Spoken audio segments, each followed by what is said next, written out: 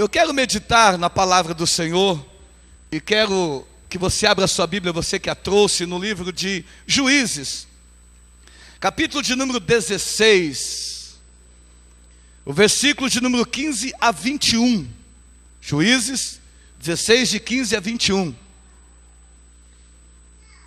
O tema da nossa ministração nesta noite é o caminho da obediência.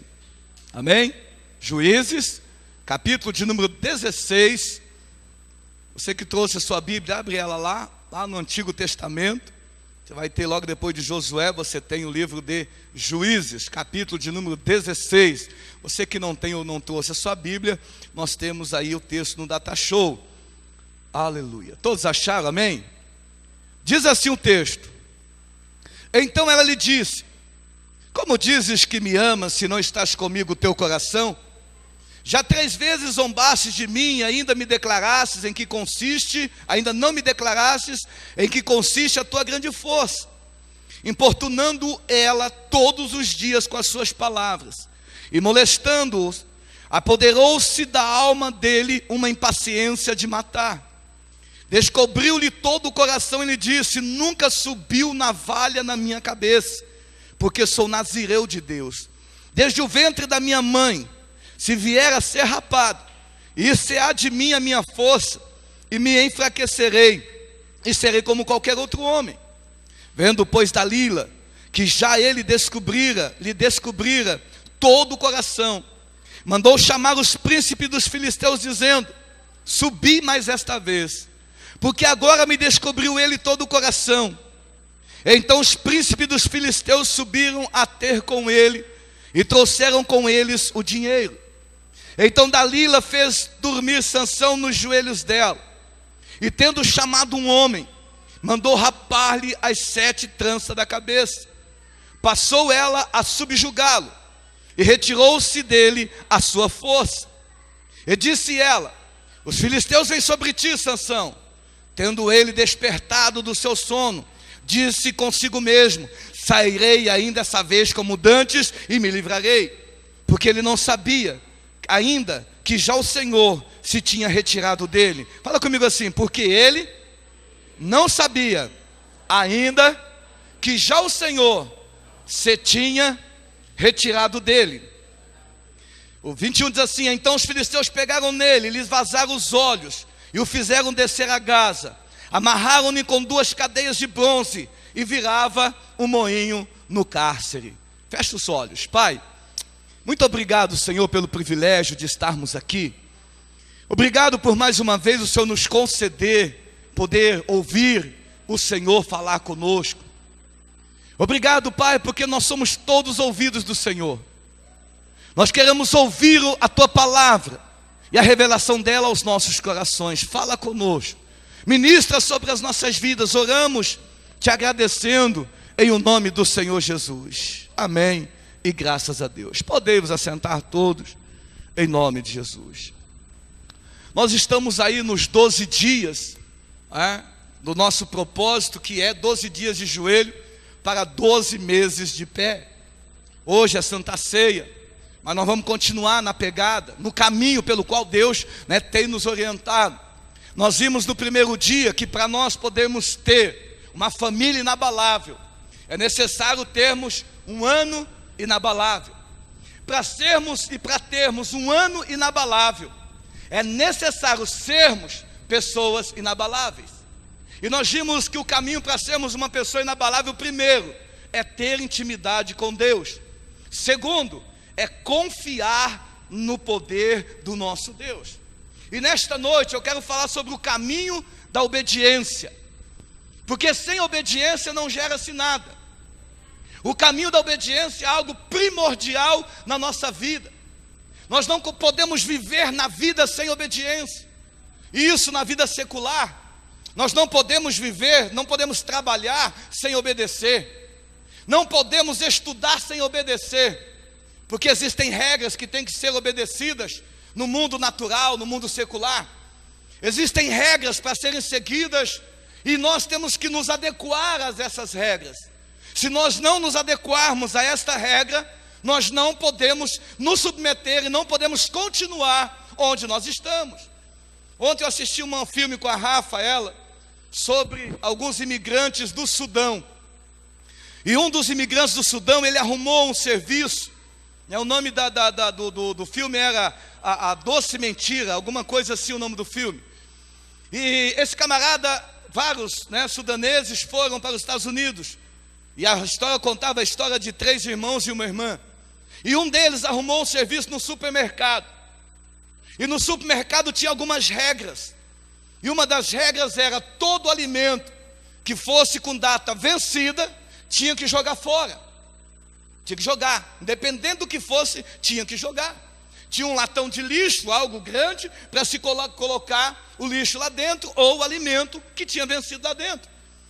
Todo final de dia, aquele sudanês era obrigado a pegar um carrinho cheio de mercadorias, às vezes frutas boas, e jogar no lixo.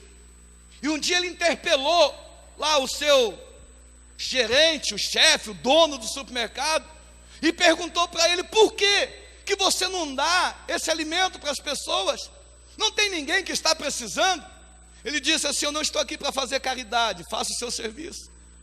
E assim foi por alguns dias, esse camarada trabalhando nesse supermercado.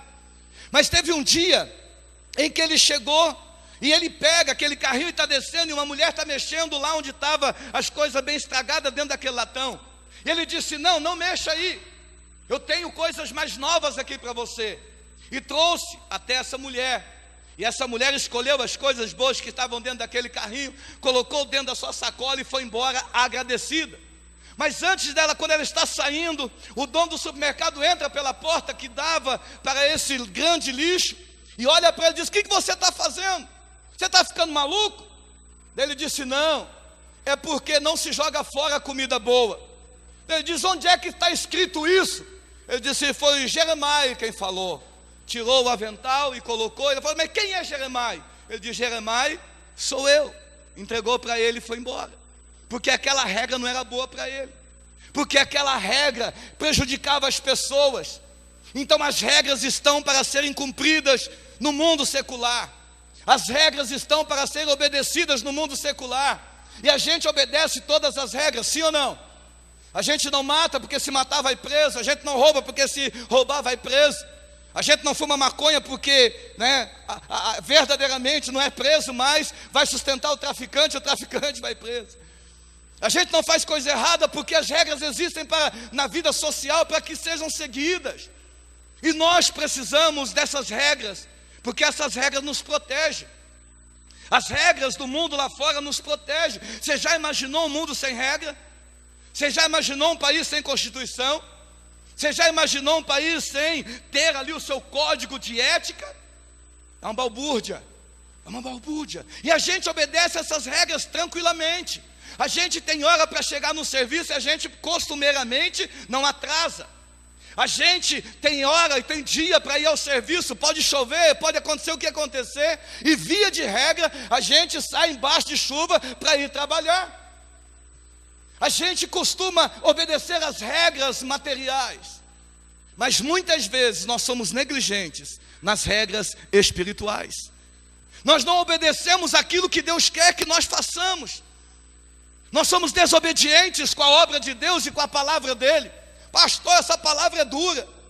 Se eu quero ter uma família que seja uma família inabalável, eu tenho que ser uma pessoa inabalável. E para eu ser uma pessoa inabalável, eu tenho que entrar no crivo da obediência. Porque sem obediência, nós não vamos ver a face de Deus.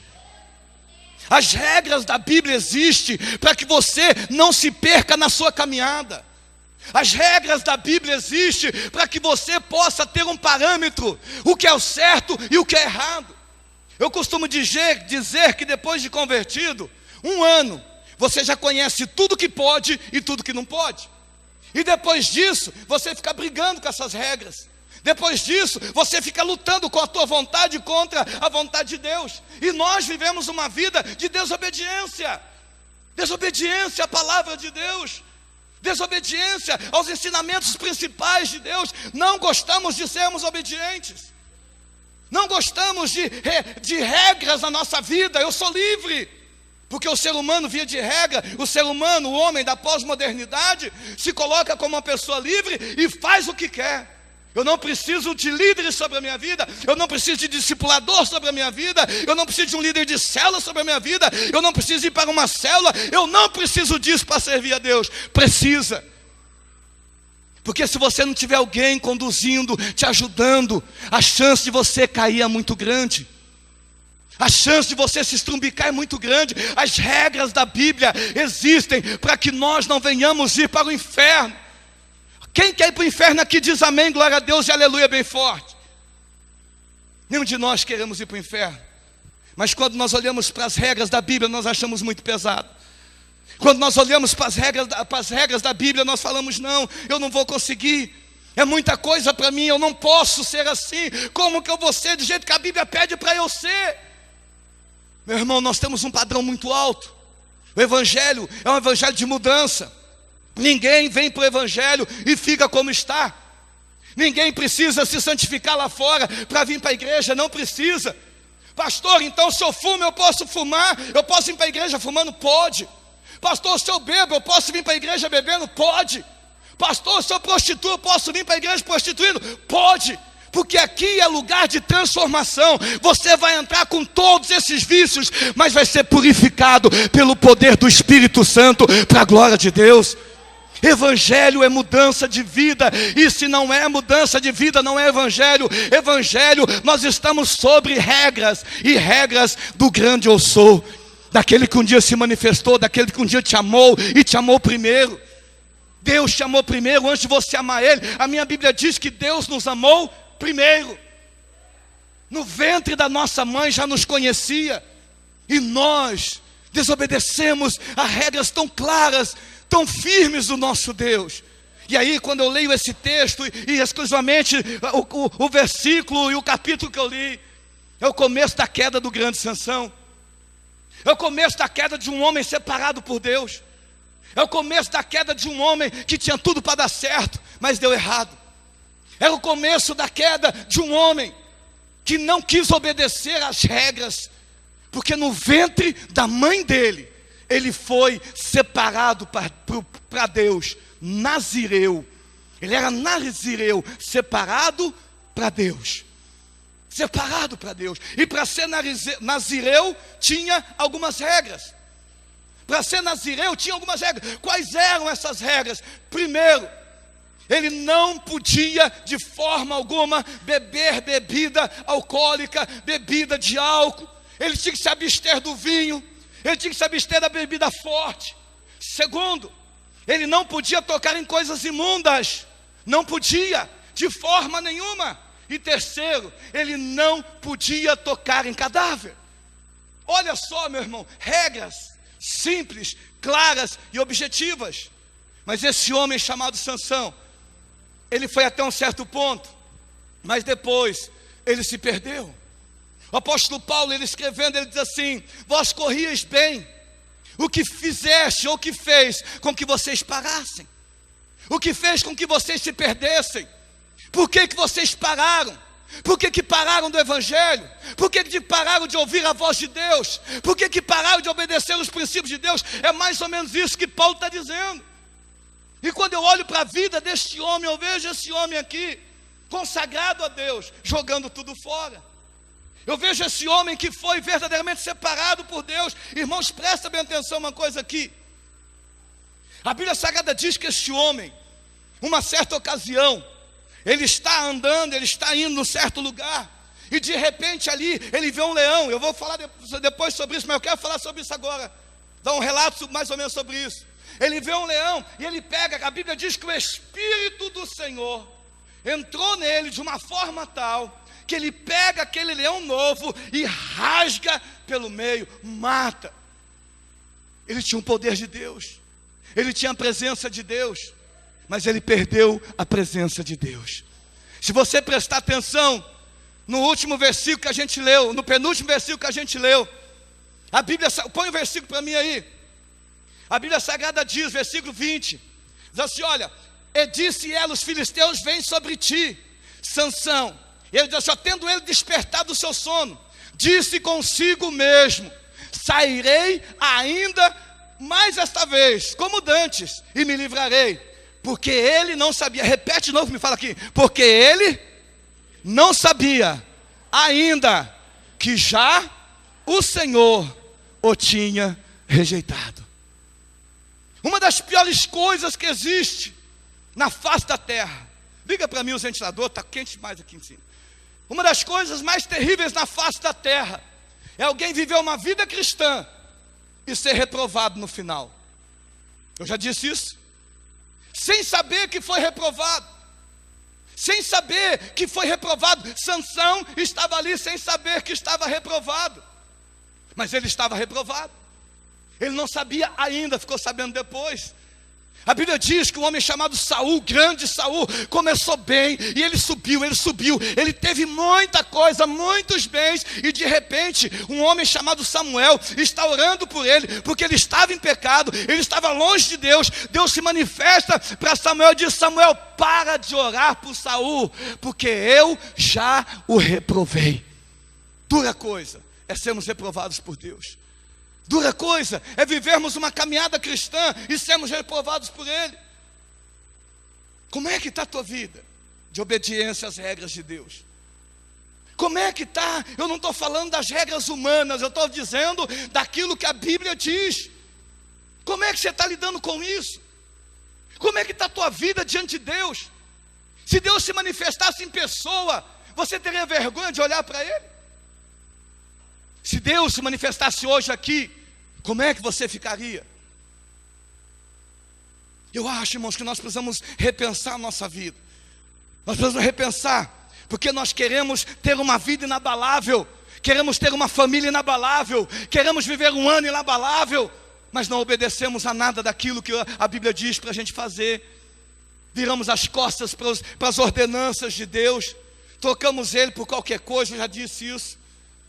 Não é prioridade em nossas vidas a presença de Deus. Qualquer coisa é prioridade para nós, menos Deus. Nos envolvemos com as coisas do mundo com uma facilidade tão grande.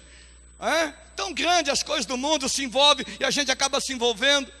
Coisas que não fazem de forma nenhuma, não fazem de jeito nenhum nada para nós de edificante, mas somente destrói a nossa vida. E nós continuamos fazendo, achando que está tudo certo, achando que Deus está aprovando. Deixa eu dizer uma coisa para você: Deus não está aprovando a nossa vida de desobediência na presença dEle. Deus não está aprovando a nossa vida de desobediência. Eu estou usando nossa, porque eu estou no contexto, meu irmão. Eu não sou mais santo que vocês. Eu estou de terno aqui porque é Santa Ceia. Sou tão pecador quanto vocês e talvez mais do que vocês. Eu preciso da graça de Deus, tanto quanto cada um de vocês. Não sou melhor. Sou tentado todos os dias da minha vida. Todos os dias eu sou tentado. Sou tentado na internet. A semana passada eu fui ver o original da palavra confiança. Semana passada não. Estou achando que eu estou pregando uma vez por semana. Ontem eu fui ver o original da palavra confiança. Entrei no Google, coloquei confiança lá. O que saiu de pornografia, o que saiu de coisa soviética naquele lugar, numa palavra chamada confiança. Meu irmão, sou tentado o tempo todo. E está lá as coisas soviéticas lá. Está lá, e o dedinho clica. O Espírito Santo, não. Na minha vida, o Espírito Santo está bem alimentado. O Espírito está alimentado, a carne está fraca, e a carne vai morrer cada dia mais, porque o apóstolo Paulo diz que nós vivemos uma luta o tempo todo, é o Espírito contra a carne, e só vence aquele que está bem alimentado. Na tua vida, quem tem vencido na tua vida? O Espírito ou a carne? Somos tentados o tempo todo, a cada momento, a cada segundo, em todas as situações da nossa vida. Somos tentados a nos amoldar ao mundo, mas a Bíblia diz que nós não somos deste mundo. A Bíblia diz que nós só somos passageiros aqui. O nosso mundo está sendo preparado pelo Senhor nosso Deus, e vamos morar na glória com Ele. Mas enquanto nós não morarmos na glória, nós temos uma vida para viver aqui, e precisamos viver ela de forma inabalável, de forma melhor, de forma mais contundente e obedecendo a palavra do Senhor. Eu sei que talvez você saiu da sua casa para não ouvir essa palavra, mas é a palavra que o seu Espírito Santo tem para nós nesta noite: obediência. O caminho da obediência é difícil, meu irmão? É. Dói os ouvidos? Dói. Confronta o coração? Confronta. Você fica bravo? Fica. A gente fica bravo quando é confrontado com o pecado. A gente fica bravo quando nós somos confrontados. Meu irmão, eu e a pastora Rose, a gente participa de vários congressos por aí e somos confrontados com o pecado o tempo todo. A gente fica envergonhado diante de Deus. Eu sou pastor há 20 anos. Eu tenho descoberto que a cada momento mais eu preciso me santificar mais e mais e mais e mais. Tem muita coisa na minha vida que eu achava que estava normal, que era normal, que Deus tem dito para mim: não é normal, tem que mudar, tem que mudar. Ninguém tropeça numa montanha.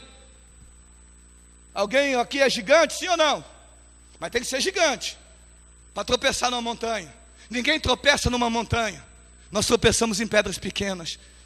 O que faz a gente cair é a areia. A areia faz a gente cair. Se ela estiver num lugar liso, você pisa, escorrega. Pedras pequenas fazem você se perder, faz você cair. Temos que cuidar das coisas pequenas na nossa vida. E nós temos que passar pelo crivo da obediência. O que precisamos fazer para entrarmos no caminho da obediência? O que precisamos fazer? A Bíblia diz que tudo que está na Bíblia serve de exemplo, bom ou ruim. Este homem chamado Sansão, ele é um exemplo ruim, mas nós vamos usar a ruindade dele para poder verdadeiramente fazermos da nossa vida uma vida inabalável, baseada na obediência. Primeiro, o que precisamos fazer para entrarmos no caminho da obediência? Precisamos valorizar o projeto de Deus para as nossas vidas. Vou repetir. Precisamos valorizar o projeto de Deus para as nossas vidas. Olha só o que diz aqui.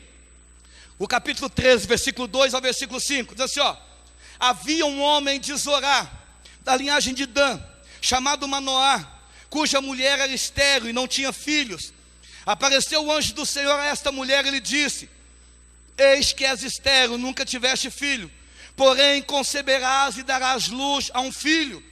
Agora, pois, guarda-te, não bebas vinho ou bebida forte, não coma coisa imunda, porque eis que tu conceberás e dará luz a um filho, sobre cuja cabeça não passará navalha, porquanto o menino será nazireu, consagrado a Deus desde o ventre da sua mãe, e ele começará a livrar a Israel do poder dos filisteus. Aleluia! Qual era o projeto de Deus na vida deste homem, meu irmão? Ser separado para Deus. E mais ainda, ele ia iniciar o projeto de Deus para libertar o povo de Israel da sua escravidão. Meu irmão, Deus te chamou, eu já disse isso e vou repetir: Deus não te chamou para vir para a igreja todo domingo, a cada domingo, sentar numa cadeira, esquentar a cadeira, ouvir a palavra, ir para casa, voltar no outro domingo. Deus não te chamou para isso. Deus te chamou para que você possa receber a palavra e compartilhar a palavra aí fora.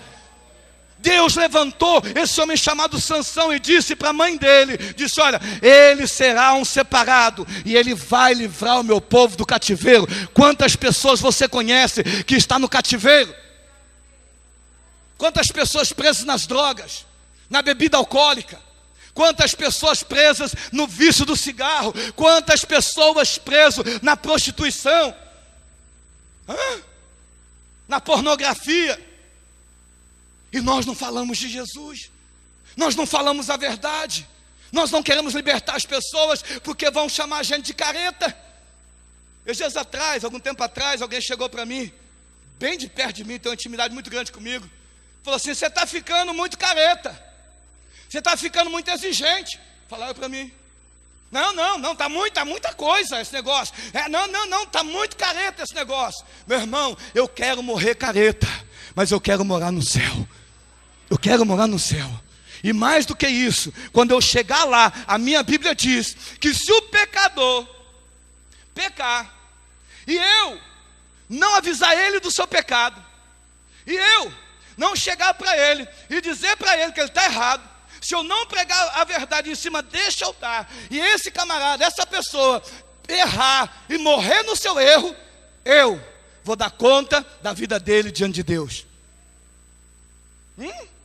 Agora, se eu pregar a verdade em cima desse altar, se a verdade for clara em cima deste altar, e a pessoa que está em erro continuar em erro, e morrer em erro, o problema não é mais meu, porque a verdade foi lançada, a verdade foi ensinada, aí já não é mais problema meu, é problema de quem está no erro. A minha função aqui é levar uma igreja santa e imaculada diante do Deus Todo-Poderoso. A minha oração é que todos, nenhum desta igreja se perca, mas que vá morar no céu. Esse é o meu objetivo como pastor principal. Não é fazer a igreja crescer, não. Nós não estamos em célula, não estamos em discipulado, não estamos no MDA para fazer a igreja crescer. Nós estamos em célula, estamos no MDA, em discipulado, para poder preparar uma igreja santa, para cuidar melhor das pessoas, para ensinar o evangelho puro de Jesus Cristo, para que quando a trombeta tocar, para que quando a trombeta soar, eu ouça a trombeta, mas todos vocês ouçam as trombetas comigo em nome de Jesus. Esse é o nosso objetivo. Pessoas santas, pessoas separadas, obedientes à palavra de Deus. Precisamos obedecer à palavra de Deus, sabe? Nós precisamos valorizar o projeto de Deus na nossa vida. Homem, você foi feito para ser o varão da tua casa, varão perfeito, regra de medir. Você foi feito para ser exemplo. Que exemplo você está dando para os teus filhos, para a tua casa, para a tua esposa? Que exemplo? Eu falei isso essa semana e não posso deixar de falar. Que exemplo nós estamos dando? O projeto de Deus é que todas as famílias sejam benditas através de Abraão. Todas as famílias precisam ser benditas. Agora, você é o Abraão da tua casa. Qual é o teu exemplo? Que exemplo você tem dado? Alguém bate na porta e você fala assim: vai lá, avisa para o teu filho, para a tua filha, vai lá, avisa que eu não estou. Teu celular toca, para você não atender o celular, você pega o celular, passa para alguém e fala: fala que eu não vou atender agora, fala que eu não posso atender, fala que eu estou muito ocupado, e você não está ocupado. São coisas simples, meu irmão. Coisas simples. Você que negocia certo, fazer a coisa certa, pagar os impostos certos, ser coerente naquilo que fala e naquilo que está praticando. É isso que a Bíblia pede para a gente fazer. Nós não podemos fazer diferente. Se isso é radicalidade, nós vamos ser radical até a vinda de Cristo nessa igreja. Se isso é radicalidade, meu irmão, nós vamos ser radical. Nós não podemos querer o que é dos outros, nem metade. Tem um ditado popular que diz: o que é meu, o que é dos outros só quero metade. O que é teu, o que é dos outros, é dos outros. Não coloque a mão, não mexa, porque Deus te criou para um propósito. Deus criou você, para você ser a glória dele aqui na terra. Aleluia! Quem quer ser a glória de Deus diz amém. Tem que obedecer, porque quem não obedece, sabe, está fazendo o quê? Não está valorizando o projeto de Deus na sua vida. Deus tem um projeto grande em você. Segundo, precisamos não quebrar conscientemente as determinações de Deus. Eu vou repetir, para você gravar no seu coração. Precisamos não quebrar, e a palavra-chave é conscientemente, as regras de Deus, as determinações de Deus. Olha só o que diz aqui, Juízes capítulo 14, de 5 a 9. Desceu, pois, com seu pai e sua mãe a Tima, e chegando às vinhas de Tima, eis que um leão novo, bramando, lhe saiu ao encontro. Então o Espírito do Senhor de tal maneira se apossou dele, que ele rasgou como quem rasga um cabrito, sem nada ter na mão. Todavia, nem a seu pai nem a sua mãe deu a saber o que fizera.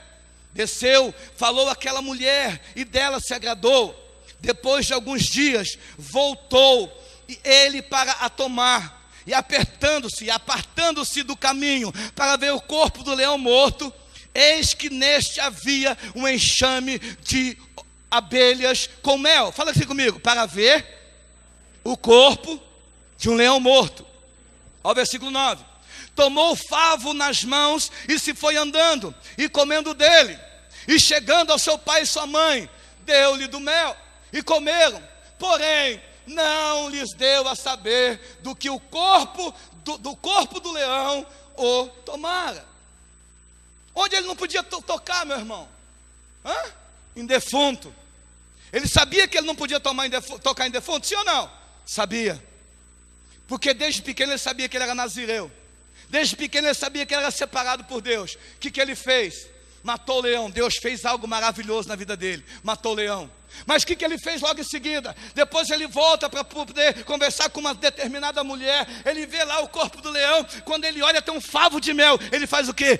Toca na caveira, no corpo. Toca naquele leão morto. E a partir dali, meu irmão, o negócio começa a azedar para o lado dele. Nós temos que tomar cuidado na nossa vida, porque o nosso Deus é um Deus de prosperidade. O nosso Deus é um Deus de cura. O nosso Deus é um Deus de transformações. Mas o nosso Deus é um Deus de justiça. Com Deus nós não podemos brincar. Com Deus nós não podemos fazer Ele de marionete da nossa vida. Deus é um ser sério. É um Deus sério, não é de brincadeira. A Bíblia Sagrada diz aqui que Ele sabia que Ele não podia e tocou. Eu conto esse testemunho, vocês vão se lembrar dele. Quando eu vinha de Apucarana, e de repente, chegou uma menina, sentou do meu lado, dentro do ônibus. Eu comecei a conversar com ela. Se ela estivesse aqui, até falaria o nome dela. Mas não está, não vou falar. E aí ela sentou do meu lado, estava chegando na igreja. E a gente começou a conversar, ela começou a fazer algumas perguntas para mim. Eu dizendo o que era o certo, o que era o errado, o que era o certo, o que era errado, o que era certo, o que era errado. Aí ele olhou para mim e falou assim: mas pastor, eu estou enrolado então. Falei: por quê? Porque tudo que o senhor falou aí eu faço. Tudo que o senhor falou aí eu estou em pecado. Então eu vou para o inferno. Falei: não, presta bem atenção. A Bíblia Sagrada lá em Atos, ela diz que Deus não leva em conta o tempo da ignorância. O tempo que você não sabia, não tem problema. Ele olhou para mim e falou assim: pastor, por que o senhor foi me falar a verdade? Por que o senhor, agora eu sei da verdade? Falei: então, agora você tem que praticar. Agora você tem que praticar. Uma coisa é você errar sem saber que você está errando. Uma coisa é você entrar numa cidade que você não conhece as ruas, e quando você entra numa rua, você está de cara com um monte de carro na tua frente, você está na contramão, você não sabia. Outra coisa é você deliberadamente entrar na contramão numa rua. Um pastor amigo meu de Foz do Iguaçu, ele postou que uma família tinha morrido, 5 pessoas da família morreu num acidente de carro. Eu entrei na internet para poder pesquisar, achei. O camarada lá desde o dia 20 de dezembro ele está viajando para o Nordeste. E na volta, ele estava em Fortaleza, estava voltando, alguns quilômetros ali de Fortaleza. Ele estava subindo, uma subidona, né? Se está subindo é uma subidona, né? Redundante. Mas ele está subindo, na frente dele um caminhão. Ele olha para o lado esquerdo aqui na faixa, a faixa está contínua. Faixa contínua você pode ultrapassar, sim ou não? Quem é motorista aí? Pode ou não? Não. Porque a faixa contínua, ela prevê algum obstáculo. Ou uma curva lá na frente, ou uma lombada. E na lombada você não vê ninguém. E esse camarada entrou, ligou a seta, sabendo que não podia ultrapassar. Ligou a seta, entrou. No que ele entrou, viu uma van na descida. Pegou o carro, matou ele, matou a esposa, uma filha de 17 anos, uma filha de 7 anos e uma menininha de 1 ano e meio de idade. Da van, com 14 pessoas, 12 foram hospitalizadas e 2 morreram. Por quê? Desobedeceram. Simplesmente desobedeceram. Desobedeceu sabendo, não foi enganado. Meu irmão, a vida cristã é assim. Quando nós desobedecemos a Deus, sabendo que nós estamos fazendo a coisa errada, e estamos fazendo a coisa errada, se prepara, porque a consequência disso vai vir. Pastor, a consequência disso vai vir. Nós não podemos, de forma nenhuma, fazermos coisa errada, achando que nós estamos certos, achando que o nosso umbigo está certo. Meu irmão, nós não podemos fugir disso. É Bíblia Sagrada. São ações e consequências, atos e consequências. Eu não posso diminuir a mensagem. Eu não posso passar a mão na cabeça de vocês. Não posso, não devo fazer isso. Aquilo que Deus colocou no meu coração, eu estou entregando literalmente para vocês, para que vocês possam abrir o coração, para que vocês possam pedir perdão para Deus dos caminhos errados, da desobediência, se consertar para viver uma vida santa diante do nosso Deus. Precisamos ter essa atitude. Não podemos errar deliberadamente. Ah, eu não sabia. É uma coisa. Mas eu sei, estou errando. Eu sei, estou pecando. Eu sei, estou fazendo aquilo que é errado fazer. E eu sei que é errado. Mas eu estou fazendo, estou continuando a fazer. E vou continuar a fazer. Nós não podemos fugir das consequências disso. Para avaliar. Para pensar. Nesta noite, como é que está a tua vida? Para pensar, qual é o caminho da obediência? Você está obedecendo, sim ou não? Você está se rendendo às coisas do mundo, sim ou não? Terceiro, precisamos valorizar mais a nossa força espiritual do que a nossa força física. Vou repetir. Precisamos valorizar mais a nossa força espiritual do que a nossa força física. Olha só o que diz aqui Juízes capítulo 15, de 1 a 5. Diz assim, ó. Passado algum tempo, nos dias da ceifa do trigo, Sansão, levando o cabrito, foi visitar sua mulher, pois dizia: entrarei na câmara da minha mulher. Porém o pai dela não deixou entrar. Ele disse: por certo, pensava eu que todo a aborrecias, de sorte que a dei a teu companheiro. Porém não é mais formosa do que ela, a irmã que é mais nova? Toma, pois, em seu lugar. Então Sansão lhe respondeu: desta feita sou inocente para com os filisteus, quando lhe fizeram algum mal. E saiu e tomou 300 raposas, tomando os fachos, as virou a cauda como a cauda, e lhes atou um facho no meio delas. Tendo ele chegado, fogo aos tições, largou-as na seara dos filisteus, e assim incendiou tantos os molhos como o cereal por ceifar, e as vinhas e os olivais. Meu irmão, presta atenção. Eu já falei dessa música. Alguém vai falar: pastor, ama essa música. Eu já falei dela. Sabor de mel. A minha vingança tem sabor de mel. Esse camarada justificou na vida. Ele chegou para poder coabitar com a esposa dele. Quando ele chega lá, o pai da esposa diz: olha, você não vai. O pai da esposa era filisteu. Ele começou errado por causa disso. Se aliou com quem não era da mesma nação. Não podia se aliar com quem não era da mesma nação. Aí ele chega lá e vai coabitar com a esposa. O pai fala: não, eu já dei a tua esposa para outro. Agora tem a irmã dela, que é mais formosa, é mais nova, é mais ajeitadinha, fica com ela. Qual foi no coração de Davi, no coração de Sansão que veio? Vou me vingar desses filisteus.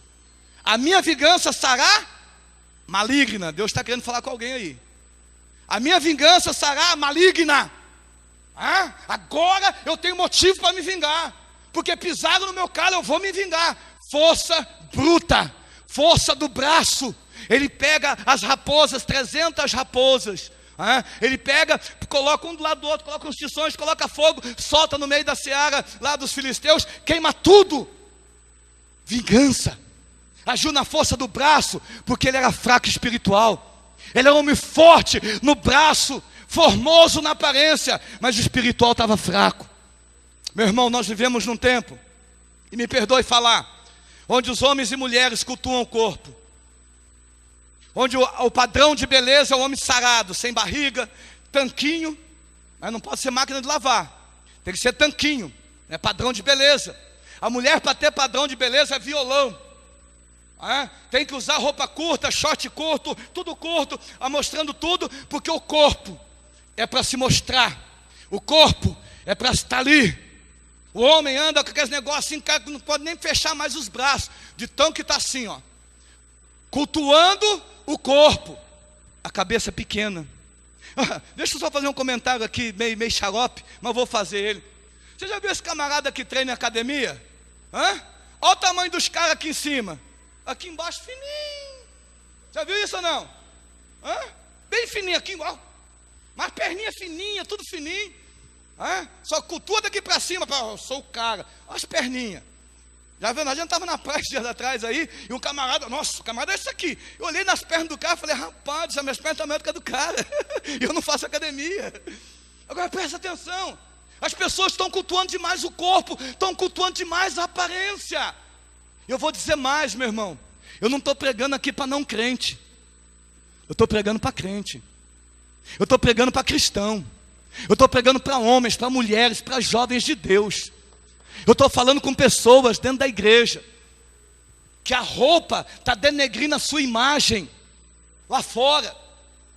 Não pode respirar mais. Se respirar, mostra o que não precisa mostrar.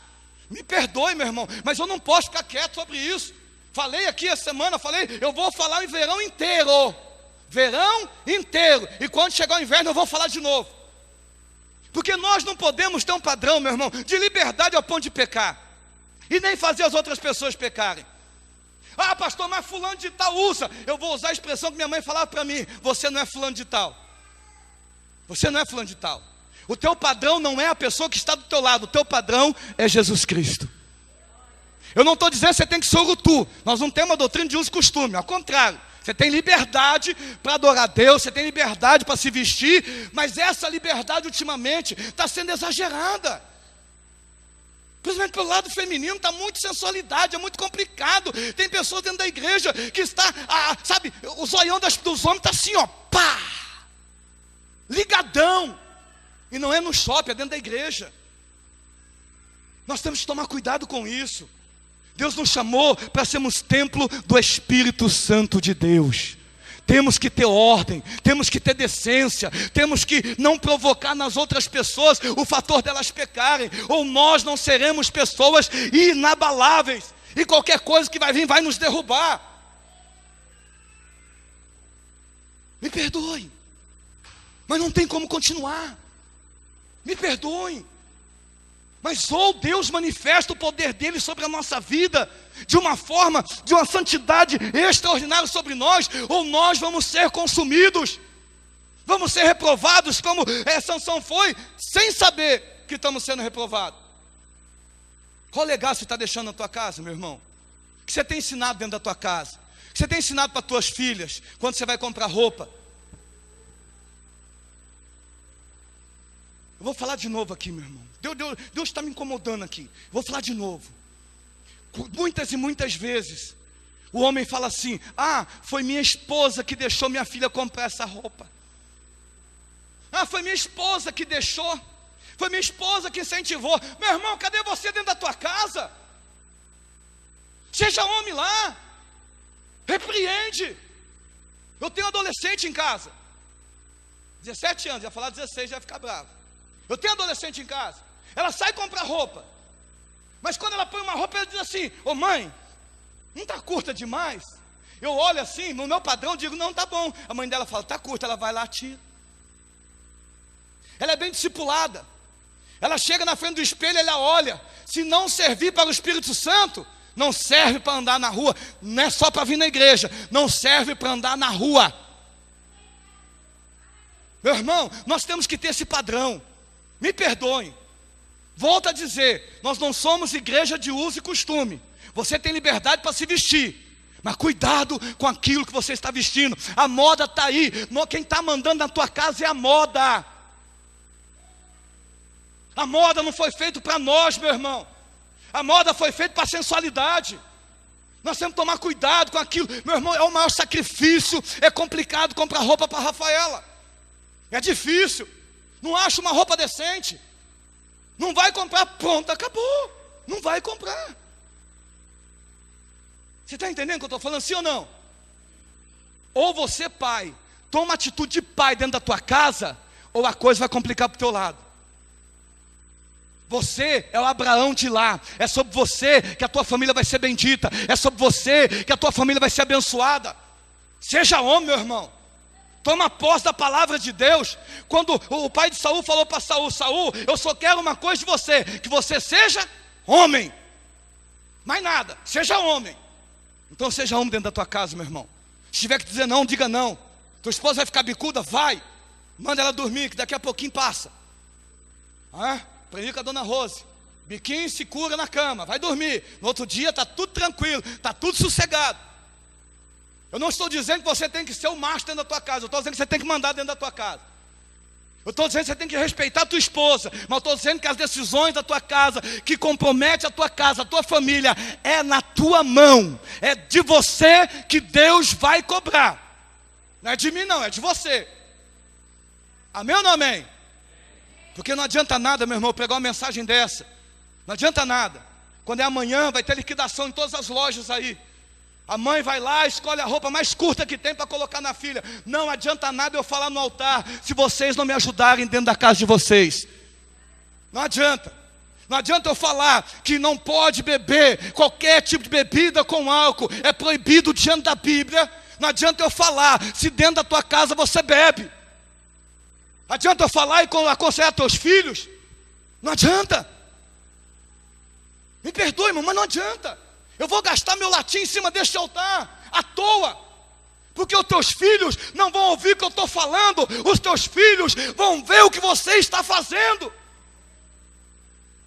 Não é o que eu estou falando, meu irmão. É o que você está fazendo. Meu pai faz, minha mãe faz, eu posso fazer.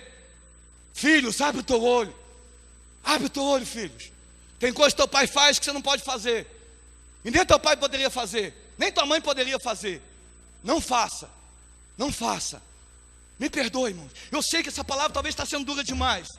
Mas é essa palavra que vai mudar a tua vida, que vai mudar a tua sorte, que vai fazer da tua família uma família inabalável, que não vai ter um alcoólatra dentro da tua casa, não vai ter um drogado dentro da tua casa, porque o Espírito Santo de Deus vai tomar conta da tua vida de tal forma que você vai ser envergonhado e a tua vida vai mudar em nome do Senhor Jesus. Aleluia! Pode aplaudir se você quiser. Deus é um Deus de seriedade. Para de ficar colocando força no teu braço e comece a se consagrar diante de Deus. Comece a buscar a presença de Deus. Aí eu não consigo. Consegue se você se preencher do Espírito Santo de Deus. Seja exemplo onde você está. Não se misture. Eu tinha um pastor amigo meu que eu gostava muito de andar com ele, aqui de Mandaguari. E um dia alguém chegou para mim e falou assim: pastor, eu se fosse o senhor, eu me afastava desse pastor. Eu disse: por quê? Porque ele vai para o churrasco, pastor. Ele chega lá, ele enfia a cara no chopp e na cerveja, bebe que não gambá, e depois fica falando besteira lá nos lugares. Todo mundo já está por aqui com ele. Meu irmão, pastor, era muito amigo meu, pastor. Sabe o que aconteceu com ele? A última notícia que eu tive dele, ele estava lá no meio do mato, trabalhando com aqueles negócios que mede, eu não sei o nome daquele trem, lá em Minas Gerais. Foi a última notícia que eu tive dele. Não podemos brincar com Deus. Não podemos brincar com a presença de Deus. Não podemos brincar com a glória de Deus na nossa vida. Você foi separado para ser imagem e semelhança de Deus aqui na terra. Meu irmão, não seja diferente. Não se misture com as coisas do mundo, mas se santifique, se separe na presença de Deus. Aleluia. Para terminar, e vou terminar resumindo tudo, porque isso vai resumir toda a mensagem. O que nós vamos fazer para trilharmos um caminho da obediência? Não podemos brincar com o pecado. Vou repetir: não podemos brincar com o pecado. Meu irmão, pecado é pecado, mesmo que ninguém faça, ou mesmo que todo mundo está fazendo. Pecado é pecado. Pronto, acabou. Pecado é pecado. Eu não posso brincar com o pecado. Olha só o que diz aqui, Juízes, capítulo 16, do versículo 15 ao 21. Irmão, tudo que eu estou falando está aqui na Bíblia. Estou inventando nada. Está tudo aqui na Bíblia. Vai lá. Então ela lhe disse: como dizes que não me amas, se não estás comigo o teu coração? Já 3 vezes zombaste de mim, e ainda não me declarastes em que consiste a tua grande força. Importunando ela todos os dias com as suas palavras, e molestando-o, apoderou-se da alma dele uma impaciência de matar.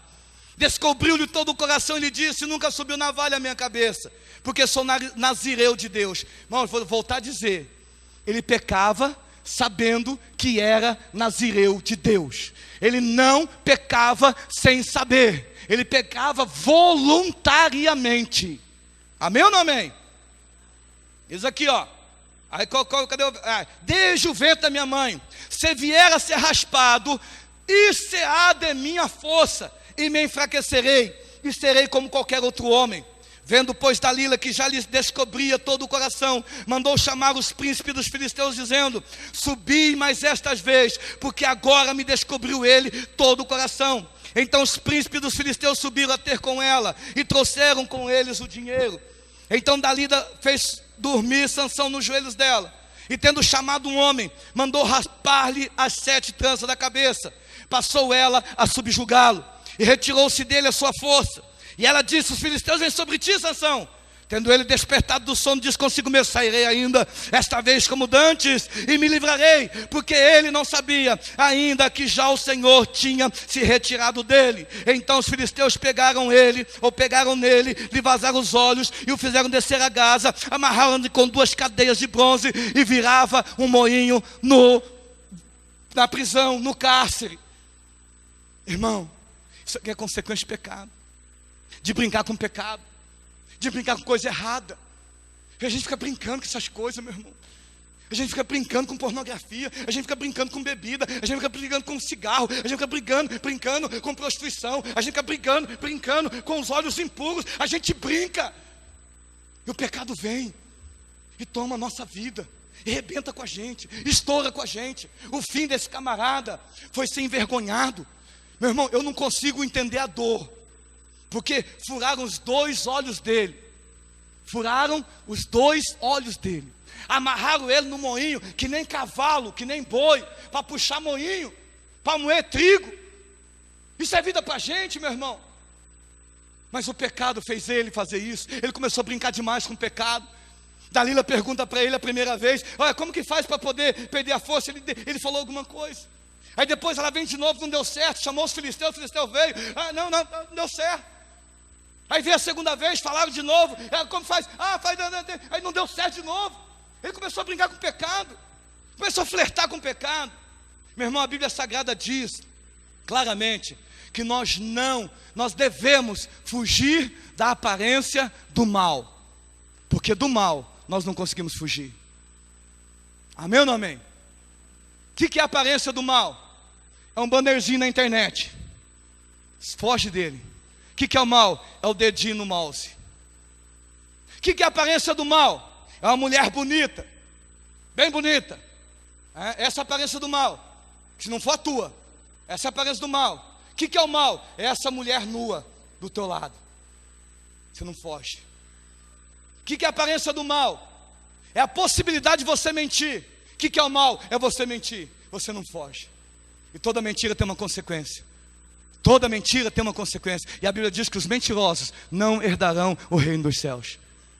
Meu irmão, o que tem de crente que vai para o inferno por causa da mentira não é brincadeira não. Pastor, o que tem de crente que vai para o inferno por causa da mentira não é brincadeira. E eu vou dizer uma coisa para você: não tem mentira branca, não tem mentirinha, não tem mentirona. Mentira é mentira. E a Bíblia diz, o apóstolo Paulo declarando: aqueles que não herdarão o reino dos céus, os bebedores, os homossexuais, os afeminados.